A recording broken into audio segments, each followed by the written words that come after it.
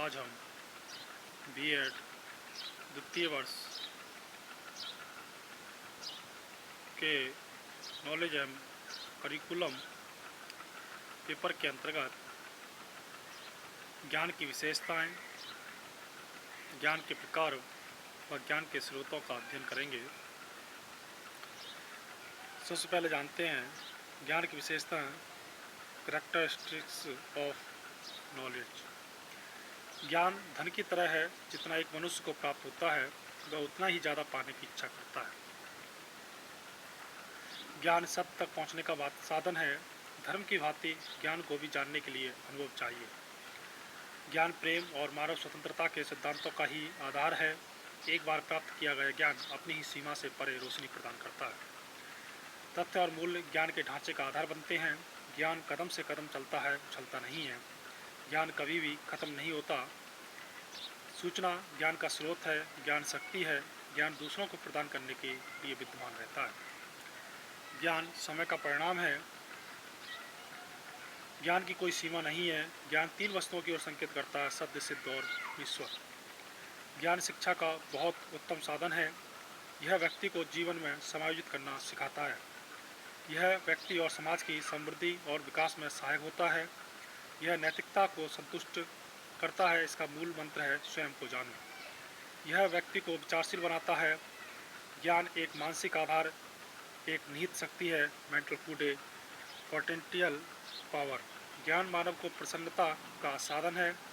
अतः ज्ञान की इच्छा अमीरों के प्यास के समान है, जो प्राप्त करने के साथ साथ बढ़ती जाती है। इस जीवन में स्वास्थ्य और गुणों के बाद सबसे आवश्यक ज्ञान है। ज्ञान के बीजों को एकांतवास में रोपित किया जा सकता है, परंतु इसकी उन्नति सार्वजनिक रूप से होनी चाहिए। कल हमने ज्ञान के प्रकार पढ़े थे, कुछ और अन्य प्रकारों का आज हम अध्ययन करते हैं। सबसे पहले है सहज बोध अथवा अंतःप्रज्ञा, इंट्यूटिव नॉलेज।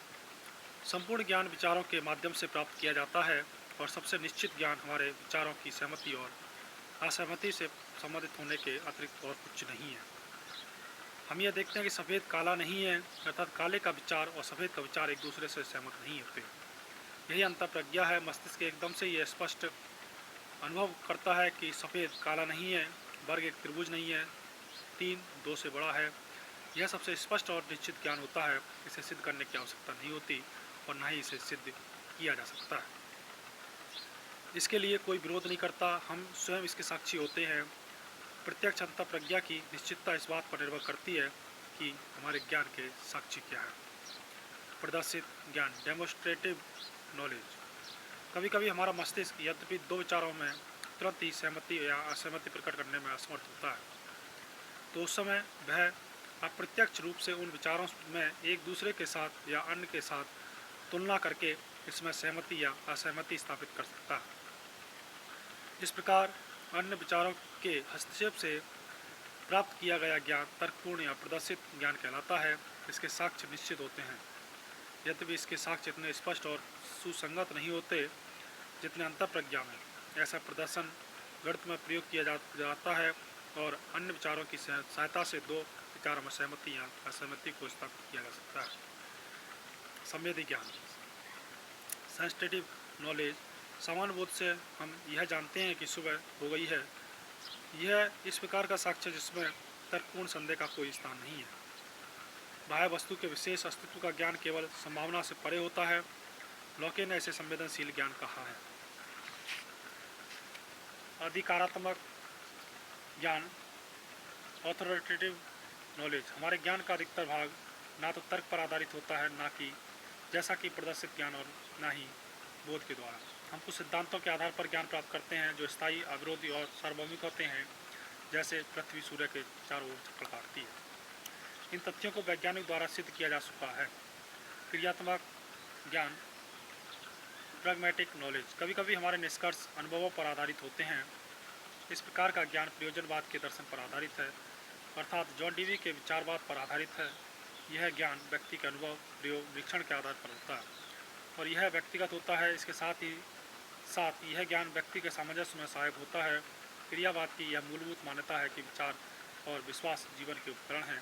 ये व्यक्ति की इच्छाओं की संतुष्टि के साधन हैं। वे कार्य के योजनाओं में सहायक हैं। जो ज्ञान लाभदायी और उपयोगी होता है वह क्रियात्मक ज्ञान है। श्रुति ज्ञान शरीर और मन के अतिरिक्त एक अन्य आध्यात्मिक पदार्थ है। परमात्मा। हमें परमात्मा के बारे में कोई जन्मजात जानकारी नहीं है, परंतु हम अपनी जन्मजात योग्यताओं के उचित प्रयोग के द्वारा परमात्मा के बारे में ज्ञान प्राप्त करते हैं। यह उतना ही निश्चित है जितना कि यह कहना कि दो सीधी रेखाओं को एक साथ एक रेखा के द्वारा काटने पर बनाए गए विपरीत कोण बराबर होते हैं। प्राय ये सुना जाता है कि वेदों के द्वारा प्रदान किया गया ज्ञान कुछ महान व्यक्तियों के द्वारा सुना गया, तब उन्होंने उसे अपने शब्दों में लिखा। मुसलमान कुरान शरीफ को, ईसाई बाइबल को, सिख गुरु ग्रंथ साहिब को और हिंदू वेदों को श्रुति कहते हैं। इस प्रकार का ज्ञान धार्मिक पुस्तकों में मिलता है। ज्ञान के स्रोत। ज्ञान विभिन्न स्रोतों से प्राप्त किया जा सकता है। स्रोत मनुष्यों से, उसकी कार्यप्रणाली से और अन्य बाह्य माध्यमों से संबंधित है। प्रमुख स्रोत निम्नलिखित हैं। इंद्रिय अनुभव। हमारे ज्ञान का सबसे महत्वपूर्ण स्रोत इंद्रिय अनुभव है। हम अवलोकन, श्रवण, छूकर, अपनी चमड़ी से महसूस कर और स्वाद के द्वारा ज्ञान प्राप्त करते हैं। इंद्रियों की सहायता से प्राप्त किए गए ज्ञान को इंद्रिय ज्ञान कहा जाता है। ये ज्ञान स्थायी ज्ञान बन जाता है। यह स्रोत प्राथमिक और वास्तविक है। इसमें ज्ञान में बोध सम्मिलित होता है, परंतु इंद्रियों की सहायता से वस्तुओं का बोध नहीं किया जा सकता। इंद्रिय बोध में हम केवल वस्तुओं के चेतना स्वरूप के बारे में जानते हैं जो मन की प्रतीक होती है, न कि वस्तुओं स्वयं में क्या है। तर्क। तर्क ज्ञान का द्वितीय स्रोत है। तर्क की सहायता से प्रत्येक व्यक्ति अनुभव प्राप्त करता है और धीरे धीरे यह ज्ञान बन जाता है। अनुभवों का हमारा संसार तथ्यों के क्रम या प्रकृति पर निर्भर करता है। जैसा हम देखते हैं उसका प्रारूप हमारी बौद्धिक शक्ति पर निर्भर करता है। इसके विपरीत जैसा हम अनुभववादी मानते हैं, तर्क बुद्धि की ओर संकेत करता है। बुद्धि का कार्य कल्पना करना, सोचना, उच्चारना और तर्क देना है। तर्क मानसिक एवं बौद्धिक प्रक्रिया है। इस प्रक्रिया के माध्यम से मनुष्य कोई अपना मत बनाता है या किसी निष्कर्ष पर पहुंचता है। अधिकारी। अधिकारी भी शिक्षा का एक महत्वपूर्ण स्रोत है। कुछ व्यक्ति जैसे अर्थशास्त्री, वैज्ञानिक, इंजीनियर, शिक्षा शास्त्री, समाजशास्त्री, मनोवैज्ञानिक, गणितशास्त्री आदि अपने अपने क्षेत्र के विशेषज्ञ होते हैं। विभिन्न वैज्ञानिक अपने प्रयोगों के आधार पर अपने नियमों और सिद्धांतों के अधिकारी बन जाते हैं।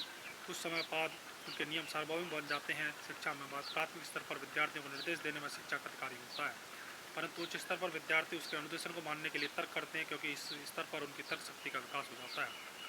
अंतःप्रज्ञा, इंट्यूशन ज्ञान का एक अन्य स्रोत है। अंतःप्रज्ञा। अंतःप्रज्ञा हमें हमारा सिद्धांत या आधारभूत प्रमाण देते हैं, जिनके आधार पर हम विश्व के तार्किक सिद्धांत का निर्माण करते हैं। हम स्वतंत्रता के बारे में या अमूर्त के बारे में जागरूक हो जाते हैं। वास्तविकता के आंतरिक अर्थ को, प्रकृति में जीवंत तत्व को वैज्ञानिक बोध से नहीं जाना जा सकता। यह ना तो इंद्रियों से, ना तर्क से, ना व्यक्तिगत अनुभव से, जो कि दोहराई जा सके, से संबंधित है, और ना ही इसकी वैज्ञानिक रूप से पुष्टि हो सकती है। ज्ञान के अन्य स्रोत अनुभव, प्रयोग और स्मृति आदि भी हैं।